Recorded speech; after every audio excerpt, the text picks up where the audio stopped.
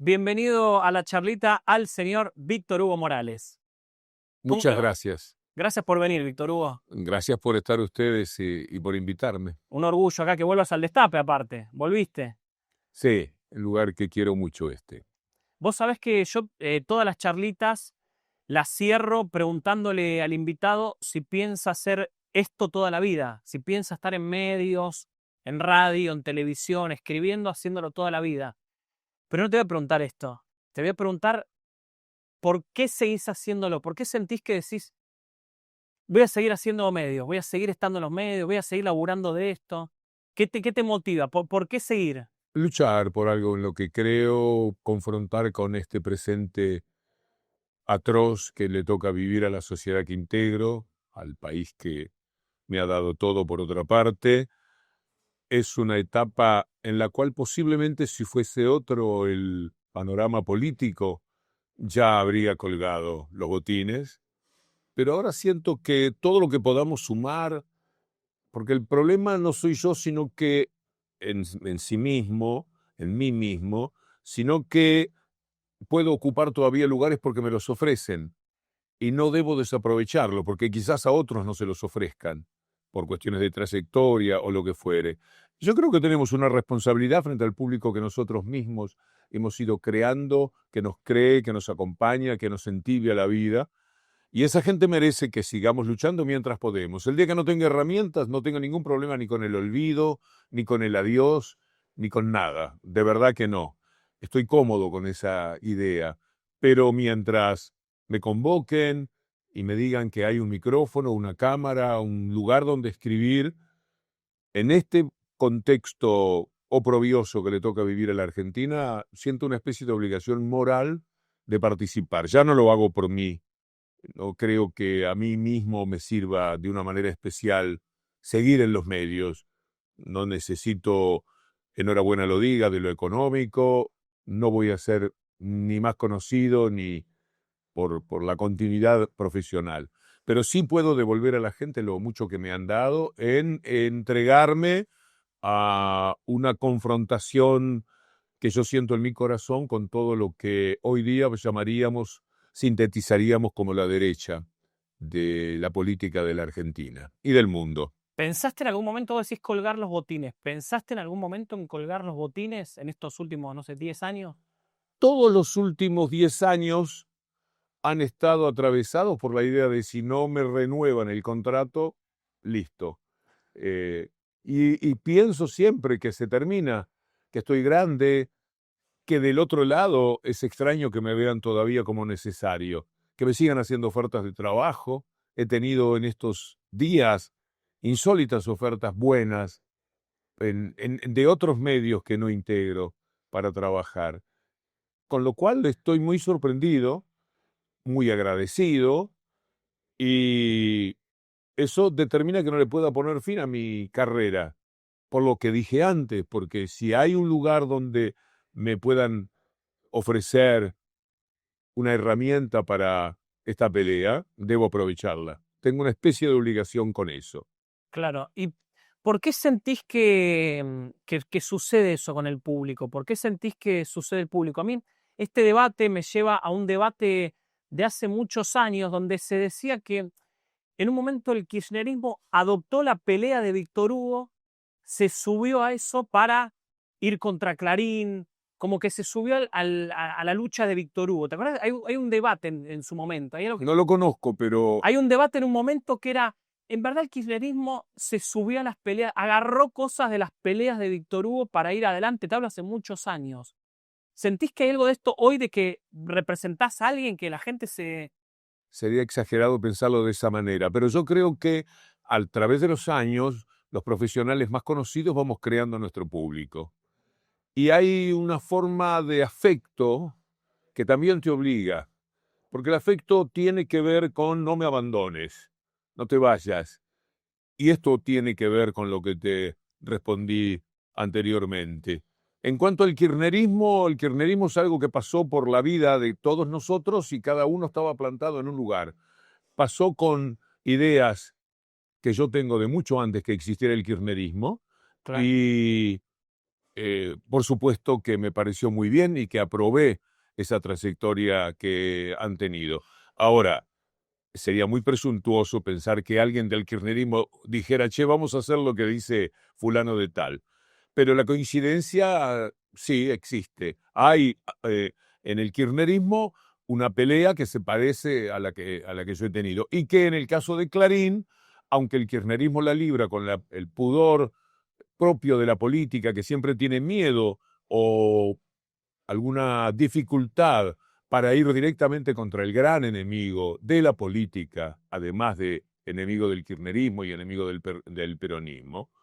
En ese marco, yo sí, desde el año 92, particularmente desde ese año, un poquito antes también, pero desde ese año cuando se arma la historia del fútbol por televisión, he sido muy confrontativo con lo que yo desde los primeros momentos advertí como un periodismo con el que no solamente discrepaba, sino un periodismo mafioso, un periodismo extorsivo, un periodismo que niega profundamente, capitaneado por un tipo que ni siquiera es periodista como Mañeto, que es un contador público, con ideas de las cuentas, pero sin ninguna responsabilidad frente a lo que llamamos el manual periodístico que tenemos en nuestro corazón.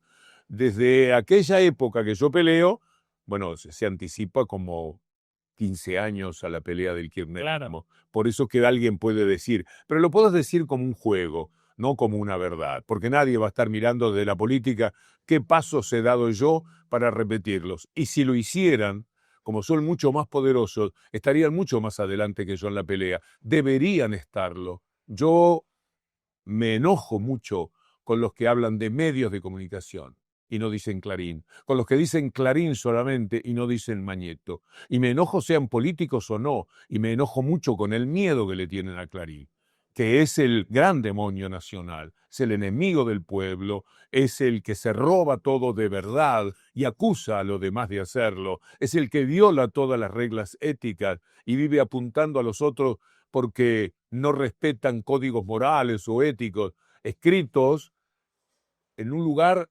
sagrado de esta profesión, no necesariamente en un cuaderno o en un libro o en un manual, pero que tenemos en el corazón. Todos sabemos lo que queremos del periodismo, qué es el periodismo. Quizás puestos a definirlo, podemos recorrer distintos caminos, pero vamos a terminar en lo mismo. El periodismo tiene que ver con una razón ética de mejorar el mundo que habitamos. ¿Qué te pasa cuando lo ves a Milei confrontando contra Clarín de No alguna puedo manera? evitar simpatía, no puedo evitar saber que ese hombre tiene razón. Sería como desdecirme. Cuando él dice que son una mafia, es verdad. Cuando él dice que lo están extorsionando, es verdad. Cuando él los pelea, de verdad que marca un poco más el camino que deberían haber recorrido aquellos políticos que a mí me provocan simpatía o adhesión. Es una pena que sea Milei, particularmente Milei, el que haya tomado una especie de bandera contra esa mafia de Clarín. Pero yo no puedo evitar estar de acuerdo en esa faceta con un hombre que me resulta muy rechazante, muy estrafalario, para decir algo amable como Milei. Pero la pelea está bien, es verdad lo que él dice, es verdad que lo atacan ahora porque no es la Telefónica, es verdad que siente una persecución, es cierto que los títulos de las tapas odiosas hacia Milei se han multiplicado en los últimos tiempos, justamente a partir del momento en que Milei se animó a decirles que no quería entregar Telefónica porque esto implica el monopolio que ya existe en realidad. Porque un monopolio no se construye solamente con lo que tenés, sino con lo que influís, la marcación de agenda, la decisión de qué es lo que se habla en el país, la decisión sobre el comportamiento de la justicia y del resto de los medios, te convierte en un monopolio aunque no tengas el 99% de los medios de comunicación. Con tus 60, con tus 70, vos tenés una capacidad de penetración que supera de tal manera a todos los demás y que influye en ellos tan ferozmente que se compone en un monopolio. Lo que es monopólica es la idea de ellos. Y los destrozos que han cometido han tenido cómplices de su labor, pero justamente porque son los que marcaron absolutamente los caminos. Cuando medios que no tienen nada que ver con la gran pelea con el kirchnerismo marcan la ruta del dinero K, Claro. están decididamente jugando dentro de un monopolio, aunque el dueño sea otro, aunque el grupo que integra sea diferente, tienen que ver siempre con esa mafia que se queda absolutamente con todo. Decime algo y yo te voy a decir lo tienen todo, y si no lo tienen de una manera directa, lo tienen en forma indirecta. Son la quilla del barco de las corporaciones. ¿Puede haber alguien más poderoso en el país que Mañeto? ¿Podés citar a uno francamente, te pregunto? Eh, Tal vez Marcos Galperín está yendo. Marcos Galperín, Mercado Libre, Pablo Roca, Marcelo Midlin, digo, ese grupo de. Si pelean, ¿quién gana? Si Roque y Mañeto confrontaran, Y es posible ¿quién que tiene gane. un poder para Es incidir posible que gane sobre la vida del otro y dejarlo sin dormir? Es ¿Qué posible. le puede hacer Roca a Mañeto? Mañeto lo puede destruir, le puede destruir la reputación, la historia, como lo hace con muchas personas, como lo ha hecho permanentemente con todos sus enemigos. ¿Qué podría hacer Roca contra él? ¿Comprar un medio para hablar de Mañeto? No. Lo que se juega en estos terrenos es el prestigio, es el honor, es la historia personal.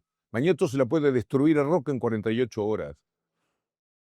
Querés tomarte un poco más de tiempo, en 2 meses, pero lo puede destruir. Roca no le puede hacer nada a Mañeto. En estos, vos decís desde el año 92, o sea, estamos hablando casi más de 30 años, ¿no? Más de 30 años en esta confrontación con Clarín.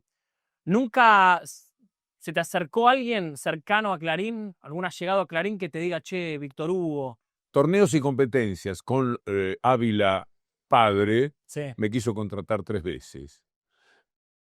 En un momento hubo una reunión con la gente de Mitre que querían que yo fuera a relatar fútbol. Una reunión a la que concurrí porque me resultaba muy curiosos saber qué me querían decir. Y una vez Echeves, que es el operador más importante que tiene Clarín, se reunió conmigo un poco para reprocharme algo que yo había dicho cuando ellos dieron el acto mafioso de venderle acciones a las AFJP allá por el 2006. Sí. Un hecho tan pero tan vergonzoso, tan ilegal, tan mafioso que no se puede creer que lo hicieran. Pero él quería explicarme que había algo de Londres donde ellos sí habían anunciado lo que correspondía para no caer en el acto que yo estaba denunciando. Y en ese acto yo le digo, charlando ya amistosamente, porque esas conversaciones finalmente son amables, yo puedo hablar con los abogados de Clarín, con la gente de Clarín, no tengo ningún inconveniente y podemos discutir.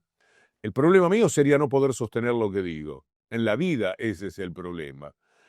Y por allá yo les reproché que alguien fue con un programa que se llamaba, era del grupo asegurador La Segunda, un programa de jóvenes, un programa noble, que me tenía a mí como conductor.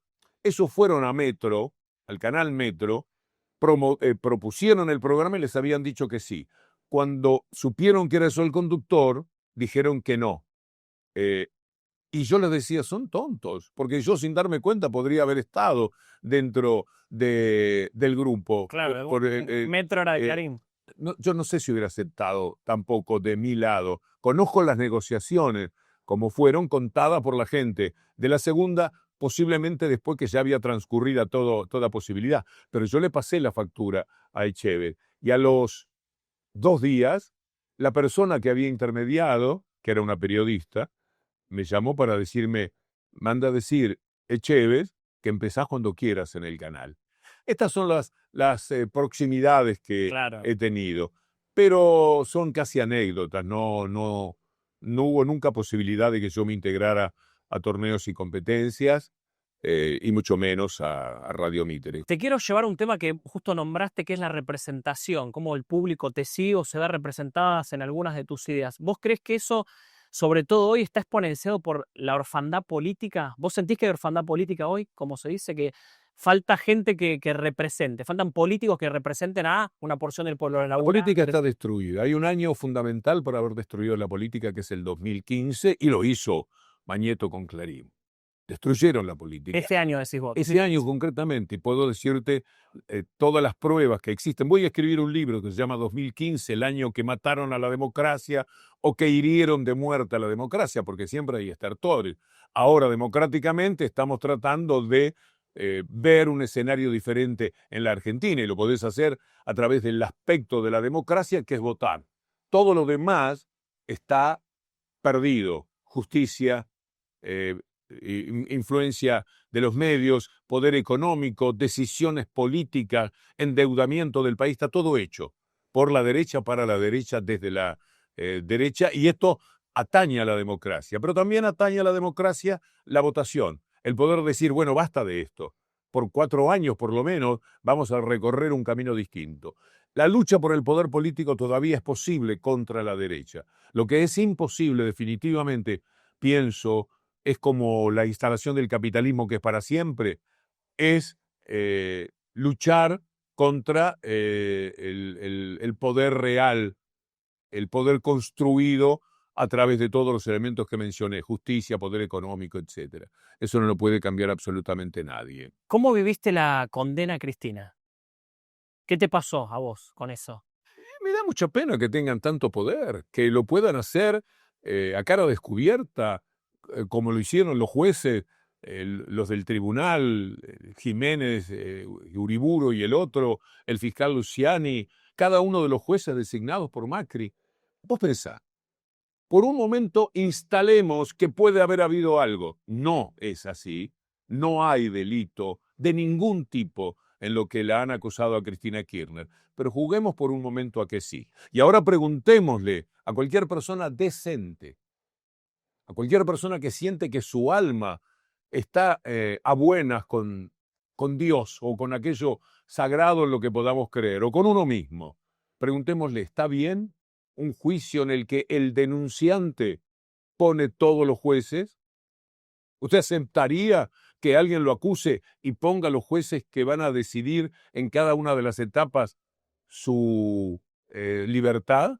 ¿Qué diría cualquier persona? Imposible. De ninguna manera. ¿Cómo van a poner los jueces los que me denuncian? Bueno, todos los jueces que condenaron a Cristina fueron puestos por Macri. Todos tienen que ver con el macrismo o estaban implicados con el macrismo. Entonces, y termina, por supuesto, en la Corte Suprema, que tiene 3 integrantes, de los cuales 2 fueron designados a dedo por Macri y que por lo tanto son responsables ante él. Y pasás por Brugli y Bertuzzi, que ocupan lugares que no pueden ocupar porque es ilegal el sitio donde están, que los puso Macri. Y siguen ahí año por año. Y tenés a Borinsky y a Hornos y a Irursun. Bueno, Irursun en este caso, en todo lo demás está, pero en este caso no. Los tenés como integrantes de casación, que eran compañeros de pádel, compañeros de garufa de Mauricio Macri. ¿Cómo podrías resistir la honestidad, la defensa de la honestidad de ese juicio? Entonces el juicio no vale nada. El juicio es una vergüenza. El juicio repugna a lo jurídico. Por este lado ya tenés una forma de anular por completo que la hayan condenado a la cárcel a Cristina Kirchner. Pero además vos tomás la causa, leés la causa y decís, ¿pero dónde hay delito acá? ¿Cuál es el delito? Haber sido presidenta de la República. Entonces es responsable de todo lo que se haya hecho, hasta si choca un patrullero, termina siendo responsabilidad por poder decir que el patrullero no estaba en buenas condiciones por culpa de que no le dieron lo que correspondía. Y vas recorriendo caminos y finalmente la culpa sería de la presidenta, de cualquier hecho negativo que vos quieras ver en la vida del país. Entonces, la causa no sirve para nada por la forma en la que se hizo el recorrido. Pero además es falso todo lo que se dice. Ergo, ¿qué pasa con la cárcel que sufre Cristina Kirchner? Es una rematada injusticia, como ocurrió con Lula. Quiero recomendarte algo. A ver. La película Apocalipsis en los trópicos. Vos sos alguien que la tiene que ver. Está en Netflix, es fácil y todos deberían verla. Para ver en el caso Brasil y en el caso Lula, bien contado, sin ninguna trampa, lo que es la Argentina también hoy. Podría decirse lo que es el mundo. Entonces, cuando vos ves lo que le hicieron a Lula y se parece tanto a lo de Cristina, entendés que hay una manera de jugar de la derecha internacional que no da tregua a lo que llamamos la búsqueda de la verdad. ¿Y crees que puede Cristina lograr ese escenario que finalmente logró Lula? La historia de Lula termina de otra manera finalmente. Él termina siendo nuevamente presidente de la nación. Pensás que con Cristina puede llegar. Podría perfectamente terminar así. Si Cristina fuera liberada y fuera candidata, tiene grandes posibilidades de ganar, o por lo menos de hacer mucha resistencia, desde un 35% que ella tiene siempre, entre el 30 y el 35 es seguro cristinista, y después conquistando ese 10-15% que a Milei ya se le está dando vuelta, según alguna encuesta que he leído últimamente. ¿Podría suceder? Sí, sin ninguna duda. Más si apareciesen los elementos que no van a aparecer en la justicia que permitieran rever este caso atroz, históricamente bochornoso para la Argentina, y ella quedará libre, inmediatamente sería la figura política de mayor fuste que hay, como sucedió con Lula. Tal cual. ¿Por qué Milei? ¿Por qué llegó Milei? Porque la destrucción en la política, porque a partir del 2015, Macri, Milei, Bullrich, el gordo Dan, cualquiera puede ser presidente de la República ante la destrucción que vos hiciste de la política. ¿Qué pasó en 2015? El 2015, de todo, pero para decirte 4 hechos concretos, Nisman se suicida y dicen que es un asesinato cometido por Cristina. Por lo tanto, tenés, al empezar el año de las elecciones, a una presidenta asesina.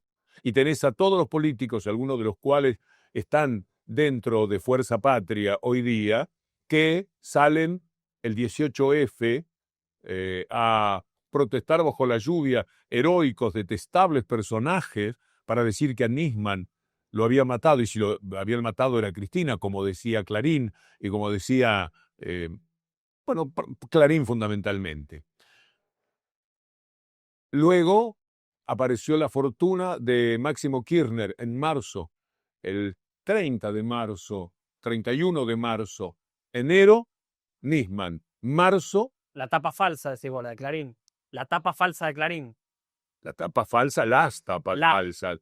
Y su espía, periodista, delincuente, Santoro, sentado en toda mesa que le ofrecían, diciendo, esto lo tenemos hiperchequeado o lo tenemos completamente comprobado. Y era mentira. Se supo, concretamente se supo que era mentira 4 años después, porque Estados Unidos no quiso responder en el momento debido, porque quería perjudicar a Cristina, porque quería intervenir en la política. Lo aclaró cuando ya no había más remedio. Está la morsa también. Con lo cual, de adelante, que podemos ir por los meses, porque todavía falta mitad de año, Kicillof robando los sueldos de YPF. Sí. Hasta llegar a octubre, más o menos, con la morsa, Aníbal Fernández, autor de 3 crímenes que existieron, los crímenes que son espantosos, y culpado de ser el ideólogo de eso. Entonces vos llegás a las elecciones del 2015 con una presidenta asesina, el hijo de la presidenta absolutamente ladrón, la ministra de la presidenta, Nilda Garré, ladrona, el ministro de Economía, ladrón, y el candidato a gobernador de la provincia de Buenos Aires, autor intelectual, mínimamente intelectual, de 3 asesinatos bajo el seudónimo de La Morsa.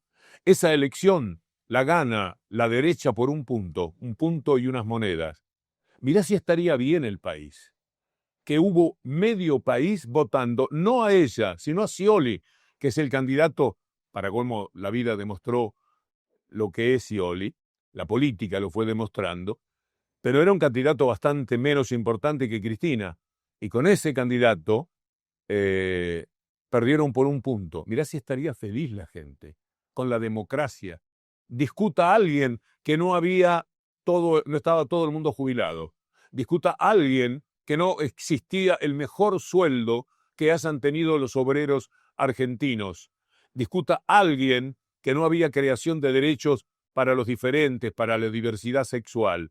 Discuta a alguien que por primera vez no se le había dado la AUH a los niños. Discuta a alguien que jamás hubo una representante de tanta altura intelectual en cualquier foro internacional. Discuta a alguien que no se le dio nunca tanta lucha a las Malvinas. Discuta a alguien, cualquier cosa que sea de la calidad de vida de los argentinos en aquel momento. No hay manera, no tienen caminos a recorrer.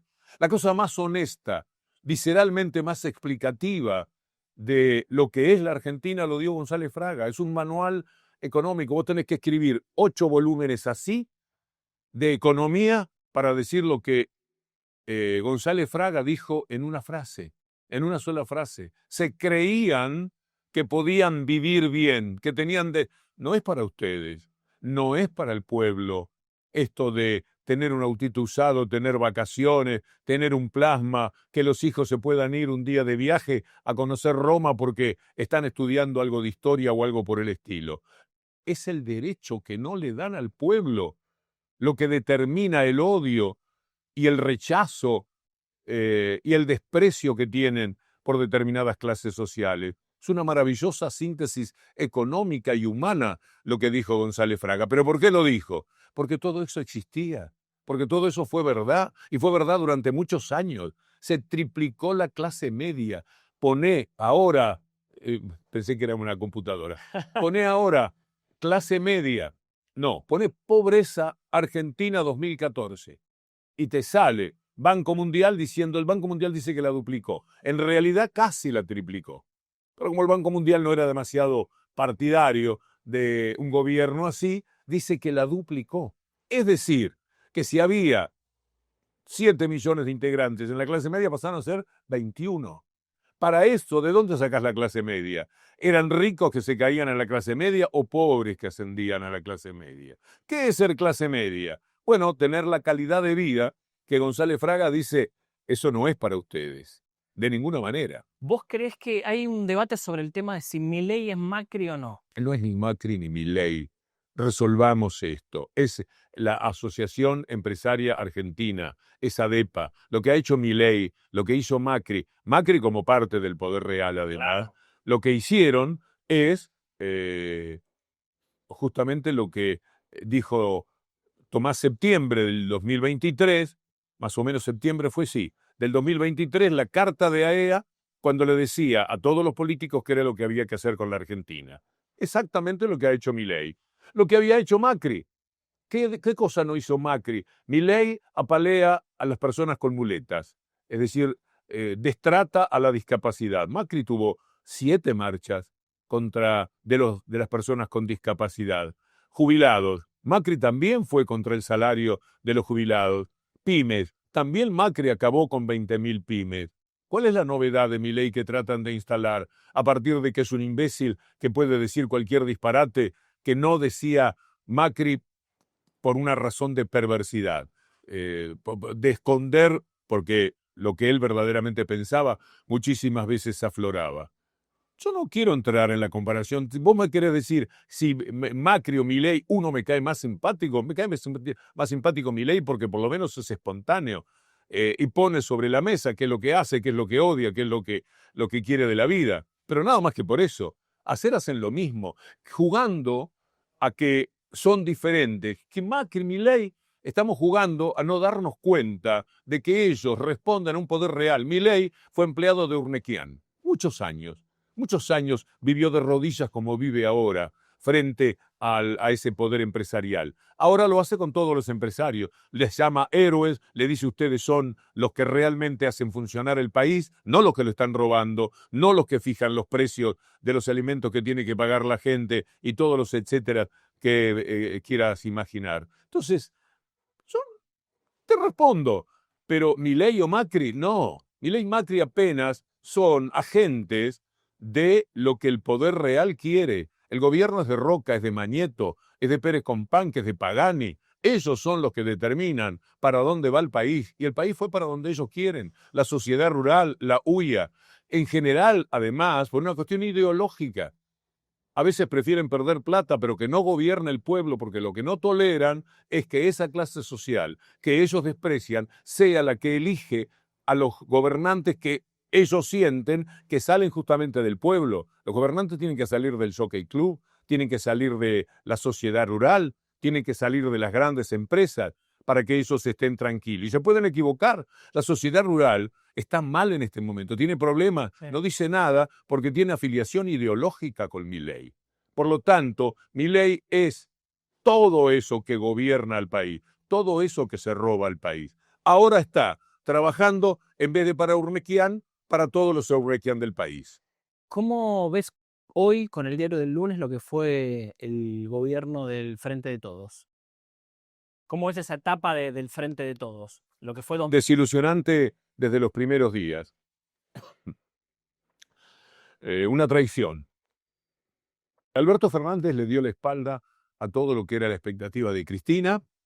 La carta que Cristina sacó en su momento, no muy lejos del comienzo del gobierno de Alberto Fernández, lo dice con toda claridad. Y ella me dirá, pero bueno, ella lo eligió, y eligió bien. Alberto Fernández fue un muy buen candidato.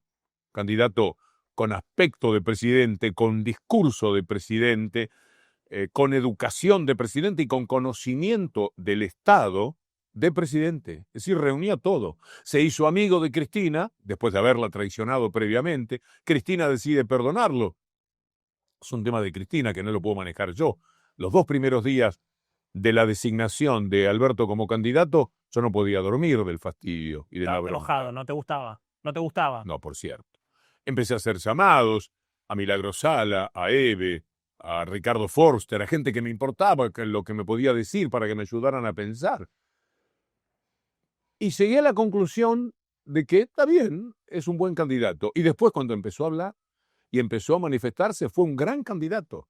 Hizo un muy buen papel como candidato y un pésimo papel como presidente, con algunos momentos atroces, como el de la fiesta en Olivos, como el de resignarse frente al poder real, aquello de ahí está mi amigo Héctor, que no me deja mentir, mirá cómo lo trata su amigo Héctor ahora, destrozándolo, destripándolo, poco menos pegándole en el piso, cosa que ninguna persona de bien haría jamás, pero sus adversarios y su amigo Héctor no son personas de bien. Por lo tanto, se desentendió antiperonistamente del salario, que es un tema fundamental para vos decir soy peronista, como lo hizo Menem, pero Menem llegó ofreciendo el salariazo. ¿Por qué hablaba de salariazo? Porque es lo mejor que le podés decir a un trabajador, que va a ganar decentemente. Después traicionó todo. ¿A partir de qué momento? ¿De qué momento? A ver. El 12 de junio de 1989, cuando Alfonsín manda a Terraño a La Rioja a decirle que le entrega el poder antes, cosa a lo que lo obligaba la campaña de Clarín, con aquella frase famosa de Mañeto diciéndole a Alfonsín que le pide, por favor, déjeme terminar, es el primer gobierno de la democracia, quiero terminarlo. Usted ya es un estorbo. Después de decirle eso, se va a reunir con Menem y lo convence a Menem de hacer todo lo contrario de lo que Menem había anunciado en la etapa de las elecciones, en lo previo, y lo convence de las privatizaciones. Es tan impúdico, tan obsceno lo que ha pasado en la Argentina, que la primera privatización de todas las que hizo Menem, ¿cuál es? Canal 13. El mismo día que Menem entra al gobierno, ya se estaba haciendo la privatización de Canal 13 por un precio como si compraras el Destape. ¿Te animás a comprar el Destape por 200.000 pesos de ahora? Dale, ¿Te gustaría? todo. 100 y 100. Dale. Vamos y lo compramos. Bueno, así se lo vendieron. Por esa plata. Esa canallada hicieron. Perdón. Y echemos a todo. De Mariano Mogni para abajo, echemos a toda la gente. Claro, una locura. Porque que tengo que limpiar los salarios. Echaron a 600. Todavía anda Carbonelli luchando, Pepe Carbonelli, José Carbonelli, luchando como un león contra aquella infamia, representando todavía a esos laburantes. Eso le han hecho al país. Y vos me preguntás, vos no, alguien me pregunta por Macri o Milei, cuando le han hecho esto a la República Argentina. Esta es una historia que hace eclosión en el 2015, porque en el 2015 las hicieron todas. Lo que te he contado, ¿cómo sostener la democracia? ¿Cómo hace una persona para ir a la urna y tomar la boleta de una asesina cuyo candidato a gobernador es triple asesino, cuyo hijo se robó 80 millones y los tiene en una isla del Caribe y cuyo ministro de Economía se robó todos los salarios de YPF que en realidad había donado, había despreciado desde el primer día. No podés, es increíble que hubiera gente que tuviera el temple y el amor para colocar casi tantos votos como la derecha que le ganaba a la corrupta, a la asesina,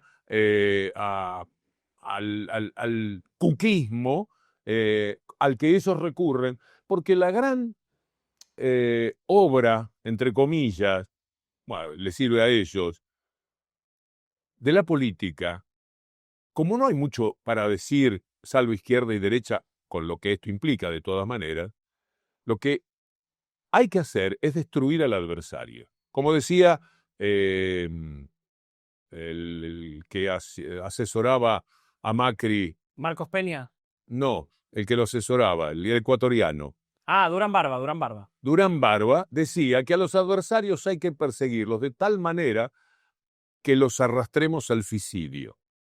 Está en un libro escrito por él. Claro. Bueno, Presionar hasta ahí.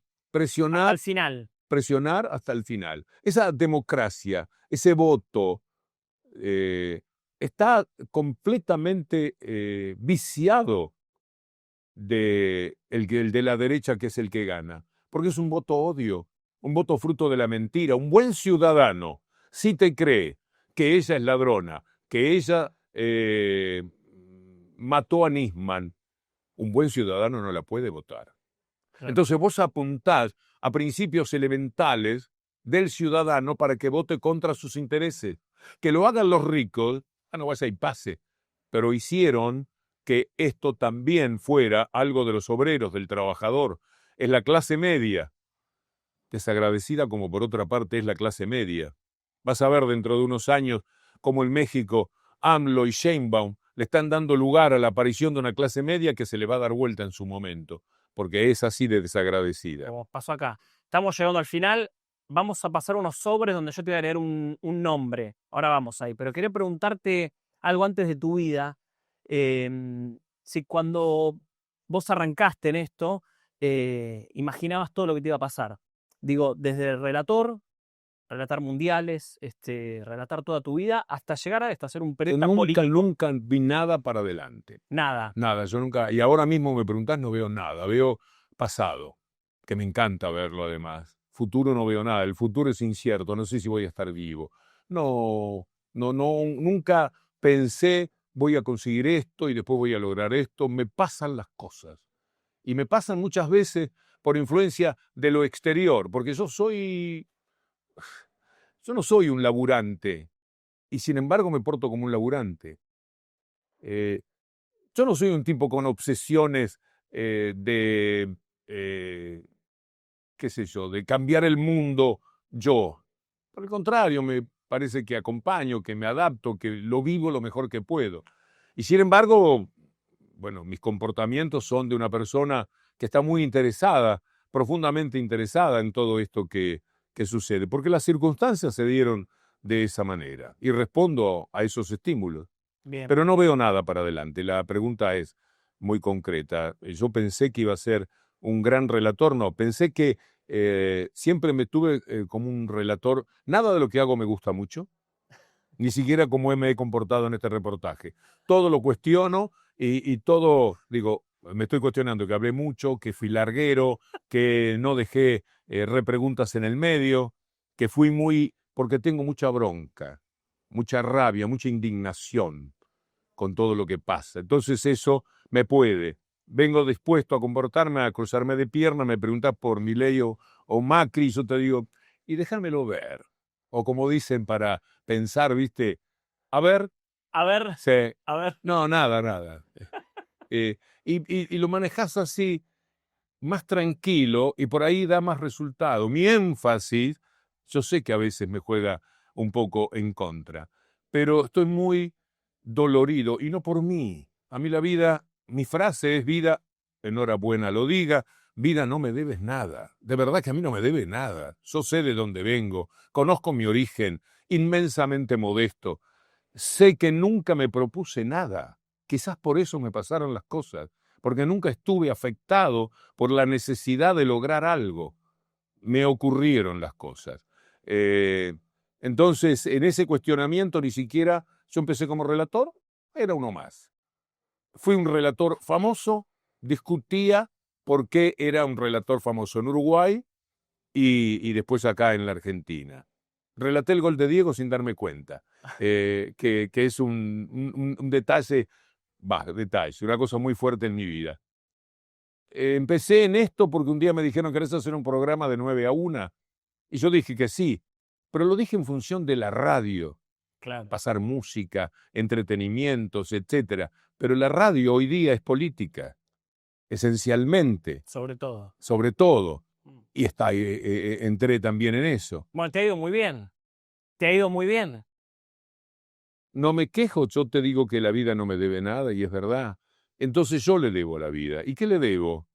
Que mientras tenga una chance como esta, ¿usted cree que yo vengo en función de un interés? Vengo a servir, a gente que escuchándome por ahí conoce datos, incluso también los entrevistadores, los periodistas, que no manejan con la fluidez que yo por entrenamiento manejo. Lo que sí sé es que yo tengo bastante memoria y mucho conocimiento de todo lo que le ha pasado a la Argentina y posiblemente al mundo. Y quiero influir en el conocimiento que la gente tenga.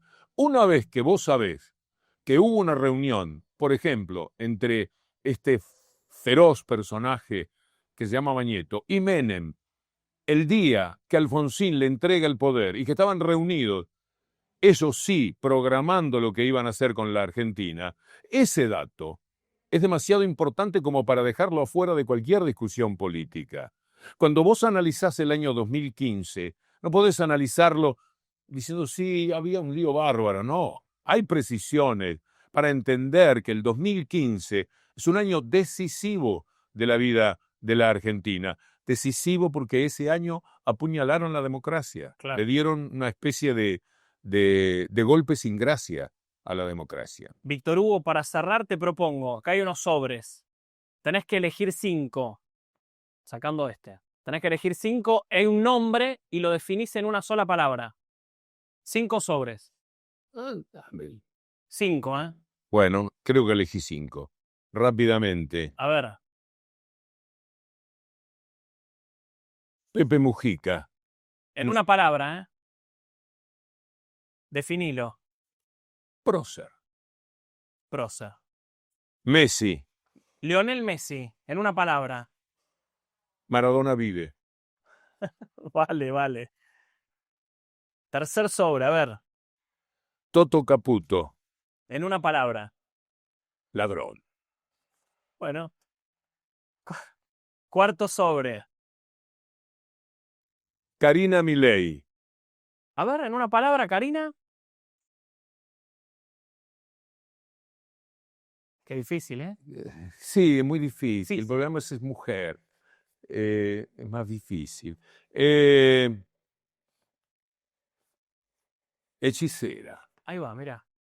Y el último, quinto y último.